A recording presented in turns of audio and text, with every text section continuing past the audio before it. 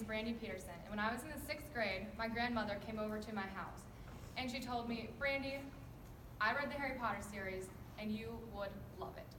And I told her, Grandma, I'm not really a reader, and especially like the science fiction type thing, it's not my thing. And she said, okay, if you're not going to read the series, at least read the first book. And so I did. And then I ended up reading the series, and then I watched the movies, and now I'm obsessed, and I think I'm a Hufflepuff. Anyways.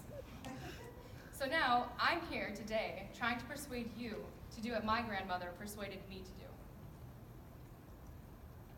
Albus Dumbledore said, words are, in my not-so-humble opinion, our most inexhaustible source of magic, capable of both inflicting injury and remedying it. So today I will go over 3 main points as to why you should read the Harry Potter series. My first point is reading is relaxing.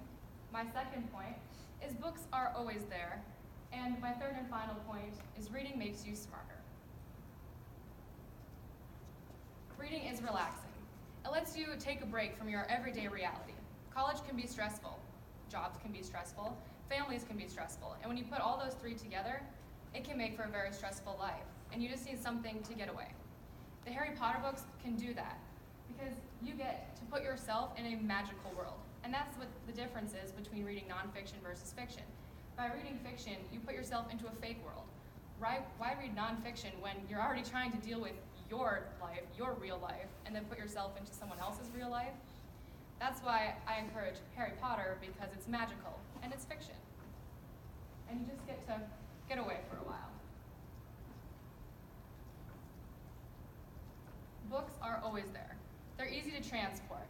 Books are fairly small. You can put them in your purse. I always have one in my car. And if a paperback book really isn't your thing, it's on your phone. You can download books on the App Store. If you have a Kindle, you can download them there. And don't say that that's too hard, because if you're not on your phone right now, I can guarantee it's within an arm's length.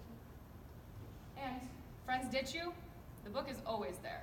Let's say they're like, hey, do you want to go out Saturday night? And you're like, yeah, I'd love to. And well, Saturday night comes, you're already dressed up, and your friends decide, yeah, we're not going. And you're like, I'm not going alone. Well, your book is still sitting where you left it. It's always going to be there, and it's perfect. And it's safer than partying. I have never had a bad consequence from reading a book. Not saying that you can get in trouble for partying, but you can. But a book, let's be real, it's much safer. And reading makes you smarter. According to USA Today, reading fiction can make you more empathetic. And I believe this is because we put ourselves into a different world. Much like you would put yourself into the shoes of someone else, you're putting yourself into a different world. And it gives you a better understanding of the world, because most of the time, the author of any book actually has different culture. They use different words and whatnot, so you learn to incorporate those into your own style, because it broadens your vocabulary. Because of my personal experiences reading books, I can spit out words that make me sound really smart when I'm really not, but I know a few smart words. So by reading more, whether it's Harry Potter or just any book in general, it will broaden your vocabulary, and hopefully you'll start to incorporate it into your own everyday writing, speech, whatever it may be. So what can you do? I challenge you to read the summary of the first book, which is Harry Potter and the Sorcerer's Stone. Now, if you enjoy it, then I would suggest reading the first book. And if the summary, if you don't want it, to give it away, because the summary would, you can just read the back of the book. If you have the book already, read the back of it. That usually gives a good starter for it, but it doesn't give the whole thing away. So if you enjoy the summary, read the first book. If you enjoy the first book, like I did, read the series.